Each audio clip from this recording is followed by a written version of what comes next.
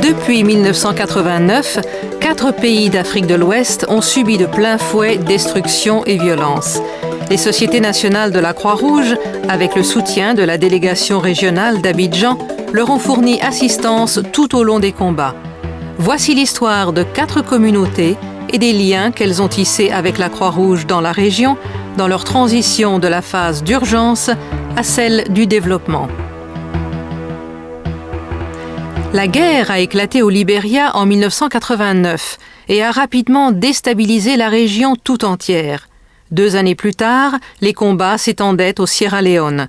Des centaines de milliers de personnes ont été contraintes de rejoindre les camps de réfugiés.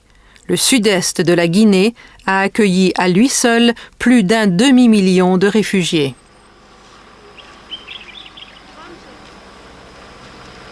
La Croix-Rouge était déjà là pour aider les agences humanitaires lorsque celles-ci sont arrivées en Guinée pour porter secours aux réfugiés du Libéria et du Sierra Leone.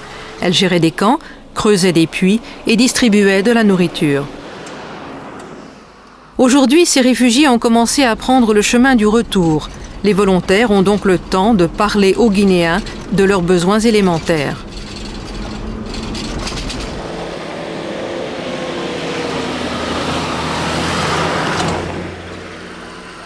L'eau, ou plutôt le manque d'eau, est un sujet de préoccupation majeur.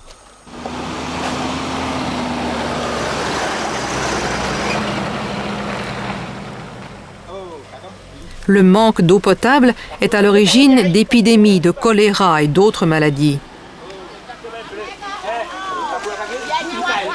La rivière était la seule source d'eau dont disposaient les villageois.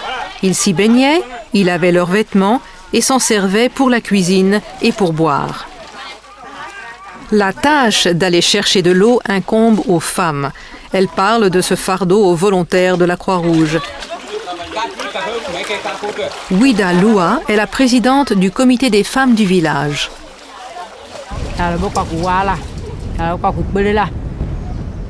Tous les matins, je me lève de bonne heure pour aller chercher de l'eau pour la famille. Et je retourne en chercher le soir, quand je reviens des champs. Dans le cadre de l'allègement de ces souffrances, nous avons essayé... Les volontaires ont organisé une réunion avec les chefs du village et un représentant du gouvernement. Ouida Loua était également invité. Les volontaires voulaient creuser un puits, mais avaient besoin du soutien des villageois. Belly Diallo est le coordonnateur du bureau de la Croix-Rouge à Nzérékoré. Mais c'est la communauté elle-même qui doit participer pour montrer l'intérêt de la communauté pour l'action de la Croix-Rouge. Parce que si la communauté participe elle-même à la réalisation de leur puits, elle va aussi prendre soin d'entretenir le puits et de bien gérer l'eau qu'on a mis à la disposition de la population. On s'est mis d'accord. Les villageois donneraient leur avis sur l'emplacement du puits et fourniraient un toit aux volontaires pendant que ceux-ci le creuseraient. Les volontaires feraient don de leur temps. Le PAM s'occuperait du ravitaillement en nourriture et le HCR paierait le ciment et la bétonnière. Le puits coûterait 1 200 francs suisses, soit le 10e de l'estimation du gouvernement. Et puis tout de suite, tu plonges dans l'eau.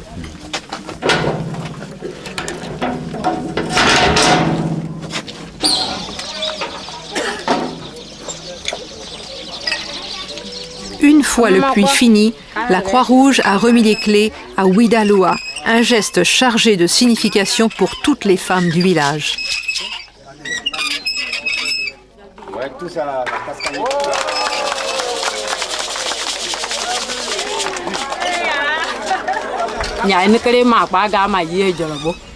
Auparavant, personne ne donnait beaucoup d'importance aux femmes. Mais nous nous sentons plus importantes depuis que nous avons les clés du puits. Je disais, ça c'est la chlorine. Donc vous versez une cuillerée à café dans un seau d'eau. Les femmes s'occupent de l'entretien du puits. Elles paient une somme modique pour son utilisation. L'argent recueilli finance les réparations et l'achat de désinfectants. Ce puits est une contribution modeste mais réelle au bien-être des villageois. Et il a créé un lien entre les volontaires et les villageois. Rencontrer des amis sur la route qui mène à l'autosuffisance la rend moins difficile.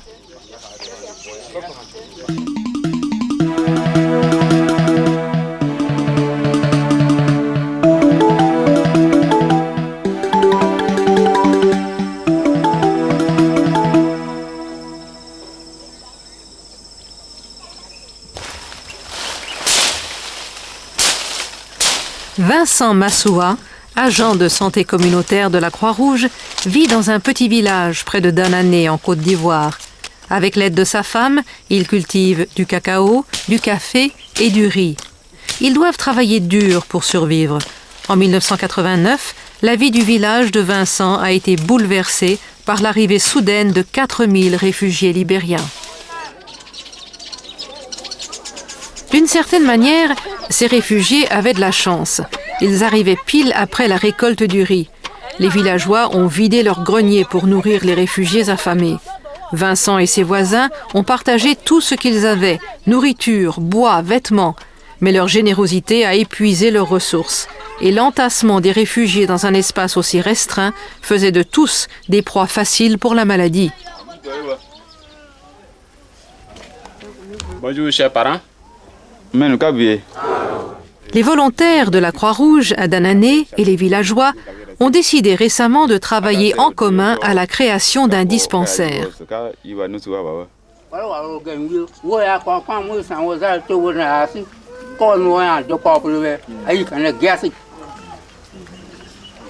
Vincent a été choisi par les villageois pour devenir l'un des 2 assistants médicaux.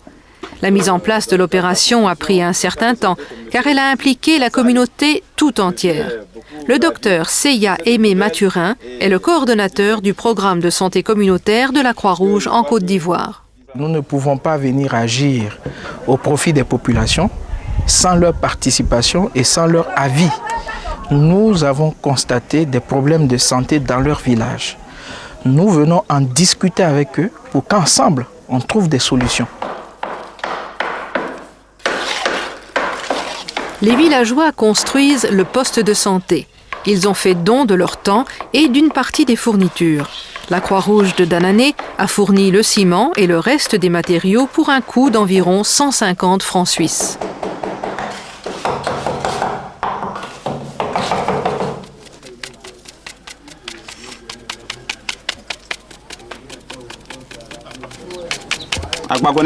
Les assistants médicaux soignent la diarrhée, la rougeole, le paludisme et d'autres problèmes de santé bénins. Les villageois achètent leurs médicaments à une fraction du prix qu'ils paieraient en ville. Les malades payent une contribution modique qui contribue au financement du projet, supervisé par un comité de villageois. Le docteur John Moulangu travaille à la délégation régionale d'Abidjan. Celle-ci coordonne toutes les activités des sociétés nationales de la Croix-Rouge dans la région. La délégation régionale dispose de 4 équipes spécialisées, dont l'une se consacre à la santé.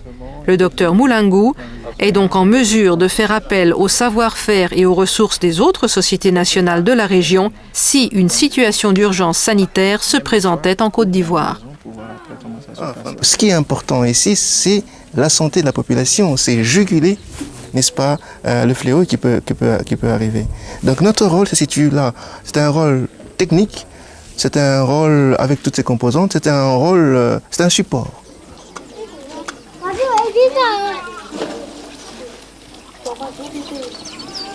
Les habitants de ce village ont beaucoup donné d'eux-mêmes pour aider les réfugiés dans le besoin.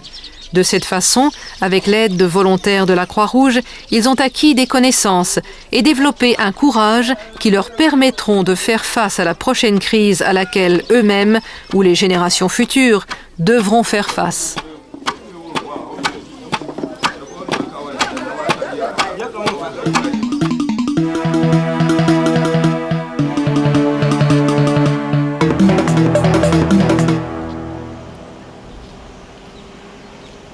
La guerre au Libéria n'a pas épargné Bongtown. Elle a laissé derrière elle ruines et destruction. Autrefois prospère, la mine de fer a été fermée et vite pillée. Les générateurs qui approvisionnaient Monrovia en électricité ont été vandalisés. Les responsables de la mine et leurs familles sont partis à la hâte pour l'Europe, avec le vague espoir de revenir un jour. Les habitants de Bongtown, dont beaucoup travaillaient à la mine, ne pouvaient plus compter que sur eux-mêmes.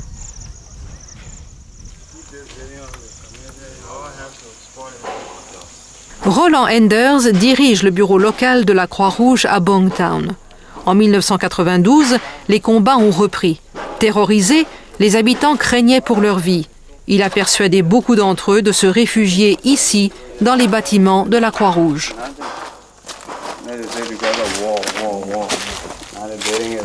I saw the need to talk to them to come for safety at the Red Cross building. And I talked to about 2,000 persons who listened to me and they came. And the 2,000 was here about a week ago, from the 9th to the 16th of December. And those that came, out of the 2,000, about 50 had food. And all of them, most of them did not have. And we have managed them to see if they could share what little food they had. Bien qu'elle soit restée coupée du monde pendant la plus grande partie de la guerre, la Croix-Rouge n'a jamais cessé d'être active à Bongtown. Les volontaires ont fait tout ce qu'ils ont pu. Certains d'entre eux ont même puisé dans leurs économies pour aider les familles démunies.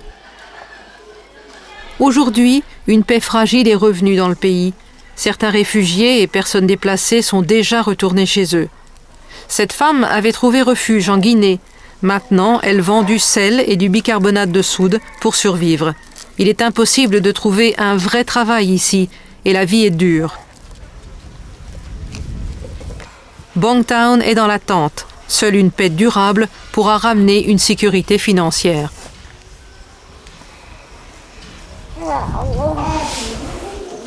Les habitants de Bongtown disent que leur destin est entre les mains de la génération à venir.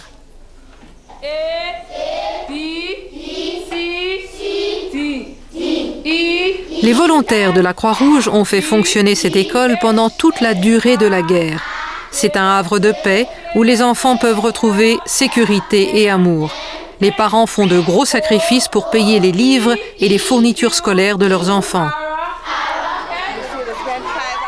Elizabeth Brown est la directrice de l'école. Comme volontaire de la Croix-Rouge, elle n'accepte aucun salaire car elle sait que les parents apprécient ses efforts. The attitude of the parents is very positive. They want their children to go to school to give them the best of education. But because of unemployment and hardship, no money, it's very difficult to send their children to school. Certains des écoliers ont été soldats pendant la guerre. They have been demobilized and they want to further their education. So they come back to prepare themselves for a better life for the future.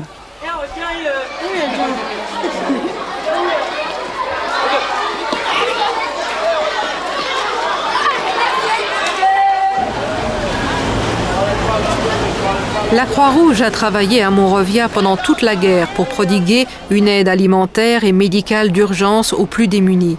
En 1996, le siège de la Société nationale à Monrovia a été pillé et ses équipements volés.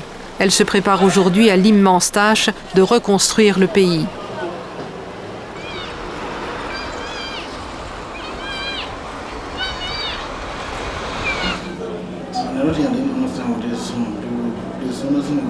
Consciente de la gravité de la situation, la délégation régionale a demandé à Ernest Cummings, secrétaire général de la Croix-Rouge de Sierra Leone, d'aider la Société nationale du Libéria à préparer son avenir. You are not only helping, but you're also learning. Exchange experiences, exchange expertise, and for sure, you should be able to, at the end of the day, realize more. Thomas Liu est le délégué de la Fédération au Libéria. Il est encouragé par les projets de passer des secours d'urgence à l'aide au développement. We are in that phase now where we put more and more effort into development activities. So here we can really practice what we have always in the Red Cross emphasized on, and that is to work with relief for development.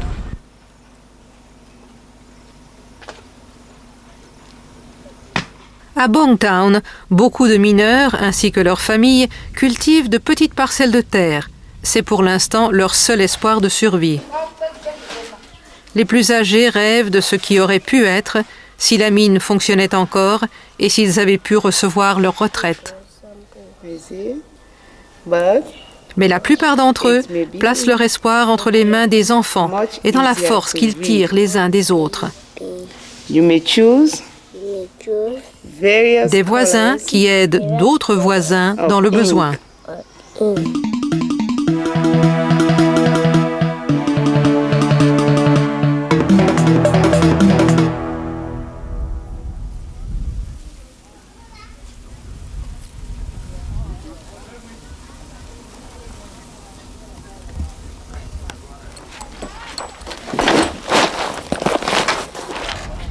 Les membres de cette famille sont parmi les derniers à quitter ce camp pour personnes déplacées près de Kenema au Sierra Leone.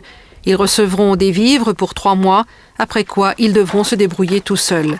Comme beaucoup d'autres, ils pensent que le temps est venu de revenir chez eux, en dépit des obstacles gigantesques qui l'attendent.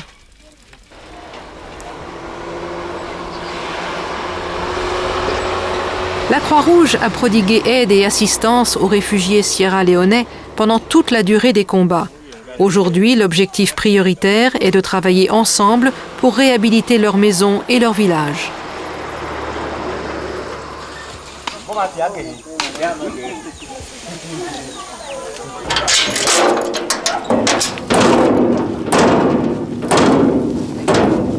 La Croix-Rouge est l'une des agences qui participe à un programme coordonné par le gouvernement.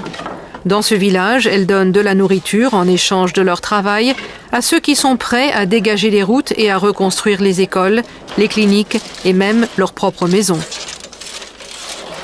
Des ustensiles de cuisine et des outils agricoles fabriqués sur place sont distribués aux familles les plus démunies. Ce village avait été occupé par les forces rebelles pendant la guerre.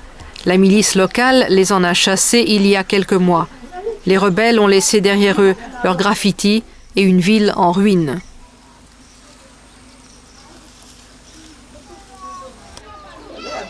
Les agences humanitaires avouent avoir sous-estimé les besoins, car de nombreuses familles avaient vécu pendant des années dans la brousse. Faudrait-il leur refuser assistance ?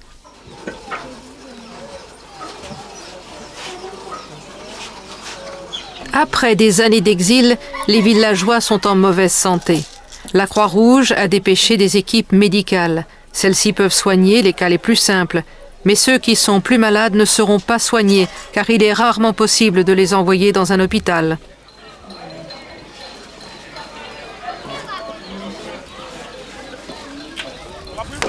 Momo Yadja est le porte-parole de la chefferie de Nyawa. Il sait que son peuple et lui-même sont engagés dans une course contre le temps. Bientôt, les pluies de la mousson arriveront. Il pleuvra abondamment pendant des semaines.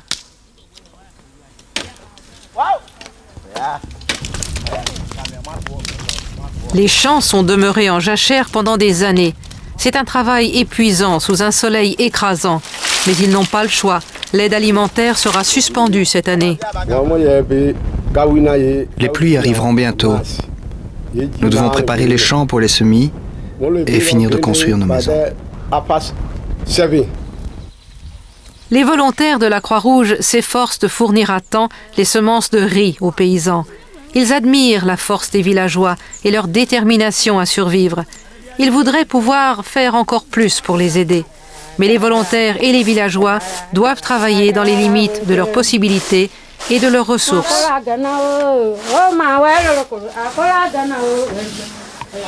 Toutefois, dans leur transition de la phase d'urgence à celle du développement, ces communautés savent qu'elles peuvent compter sur la Croix-Rouge.